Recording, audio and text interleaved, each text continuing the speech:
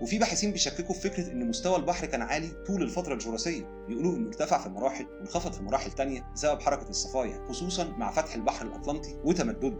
وده يخلينا نسال، هل كانت الحياه سهله وسط الاجواء دي، ولا الديناصورات كانت بتتسبب عرقا زينا؟ الحقيقه الحيوانات وقتها كانت متاقلمه، لكن كل تغيير بسيط في المناخ او البحر كان بيؤدي لاضطرابات في النظام البيئي بالكامل. طيب لو قلنا ان الجو سخن والبحر عالي، يبقى لازم نسال مين اللي سخن الدنيا كده؟ المفاجاه ان في متهم مش سهل خالص، براكين كانت عامله دوشه وشغاله 24 ساعه.